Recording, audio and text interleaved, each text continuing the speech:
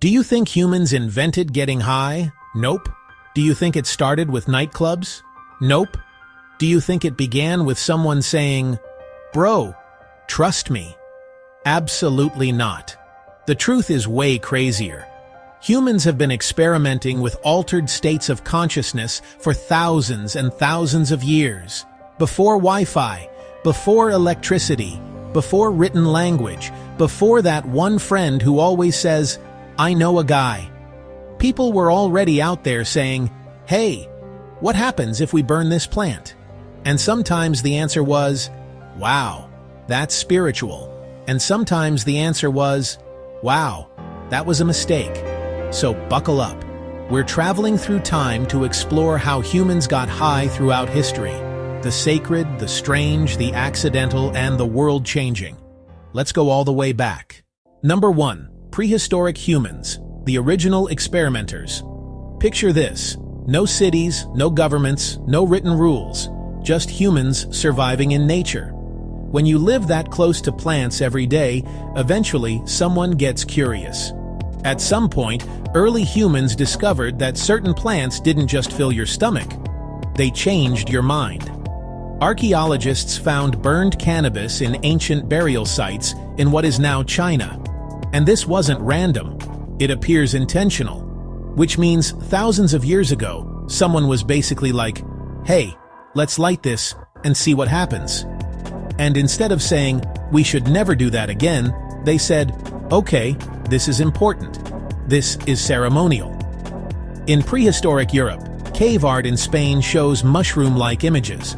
Some researchers believe these could represent psychedelic mushrooms used in rituals. Imagine being the first human to try that. There was no warning label, no dosage instructions, no YouTube tutorial, just vibes.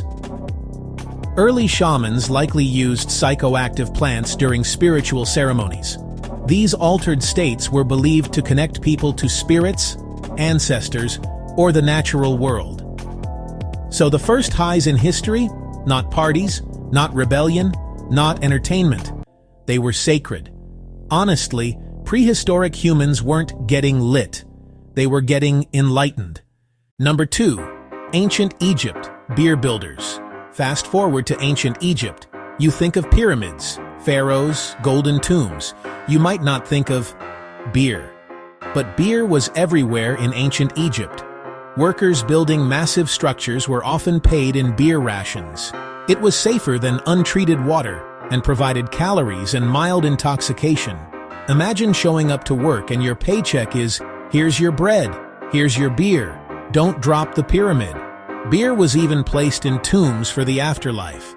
That means Egyptians were basically saying, "When I get to eternity, I better have snacks." Beer wasn't seen as reckless. It was practical. It was nutrition. It was hydration. It was ancient Gatorade, with a twist. Number 3. Ancient Greece, philosophers with wine. Now let's talk about ancient Greece, home of democracy, philosophy, Olympics, and wine. Wine was central to Greek culture. It was associated with Dionysus, the god of wine, celebration, and chaos. They had gatherings called symposia. These weren't wild parties. They were intellectual drinking sessions. Imagine Plato sitting there like, "Okay, but what is reality?" And someone in the back saying, "Bro, reality is just perception." Wine was diluted with water, but it still relaxed people and encouraged conversation. Some of history's biggest ideas may have started with, "Pour me another cup." Greek philosophy? Powered by grapes. Number 4. The Sumerians. Meet the joy plant. Let's head to Mesopotamia. The Sumerians cultivated opium from poppy plants and called it the joy plant. That name alone tells you everything. Opium had powerful pain-relieving and euphoric effects. At first, it was used medicinally. But here's the thing about powerful substances. Once trade expands, so does influence. Opium would later travel across continents and become one of the most politically explosive substances in history. It went from joy plant to global conflict. That escalated quickly. Number 5. Ancient India.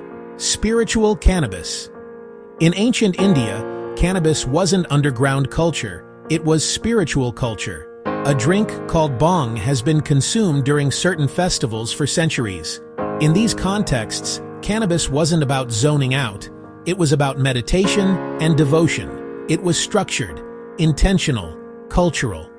Across Asia, many substances were used with rules and rituals. It wasn't, let's see what happens. It was, this has purpose.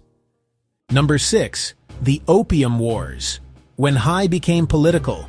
Now things get intense. By the 1700s and 1800s, opium had become a massive global trade commodity. Large amounts were traded into China by foreign powers, including the United Kingdom. Addiction rates increased. Social stability declined. China tried to stop the trade, and that led to war. The Opium Wars reshaped global politics and weakened China's international position for decades.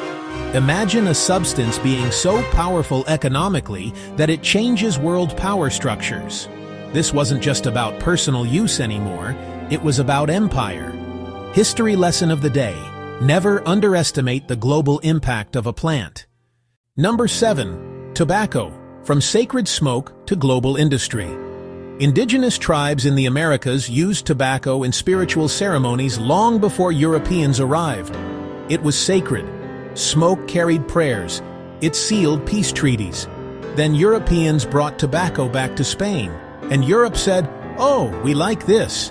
It spread quickly. What started as sacred ritual turned into one of the largest agricultural industries in the world. From spiritual smoke to stock market, that's a business pivot. Number 8. Psychedelic mushrooms and peyote. In Mesoamerica, the Aztecs used psychedelic mushrooms in religious ceremonies. Peyote was used by indigenous communities in what is now Mexico and the southern United States. But here's the key. These experiences were guided. There were leaders. There were rituals. There was preparation. It wasn't chaos. It was ceremony. Setting mattered. Intention mattered. Ancient cultures understood something modern society sometimes forgets. Context changes everything. Number 9. Medieval Europe, ale all day. During the Middle Ages, clean water wasn't always safe, so people drank ale, daily. Adults, workers, even kids. It was weaker than modern beer, but it was constant. Taverns became the social center of towns. If medieval Europe had social media, it would have been, "Meet me at the tavern." As distillation improved, stronger spirits like rum and brandy appeared. And let's just say, people noticed. Number 10. The pharmaceutical boom. The 1800s introduced science into the mix. Scientists isolated morphine from opium, cocaine from coca leaves. These were considered medical miracles. They were sold legally, in pharmacies, in tonics, in drinks. Early Coca-Cola even contained cocaine before it was removed. Imagine grabbing a soda and getting more than caffeine. Over time, addiction became more visible. Regulation followed.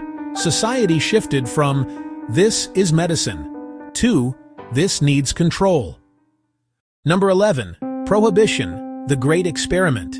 In the early 1900s, alcohol was banned in the United States. That's right, illegal. Spoiler alert, it didn't exactly go smoothly. Prohibition led to underground markets, secret bars, and organized crime growth. Turns out telling people you can't drink doesn't magically make them say, "Okay." History once again showed that substances and society have a complicated relationship. Number 12. The 1960s counterculture. Then came the 1960s. Psychedelics became symbols of rebellion, art, and questioning authority. Music festivals, peace movements, bright colors, big ideas. For some, it represented expanded consciousness. For others, chaos. Governments responded with strict drug laws and enforcement campaigns that shaped policy for decades. This era permanently changed public perception around altered states. Number 13. Modern reevaluation.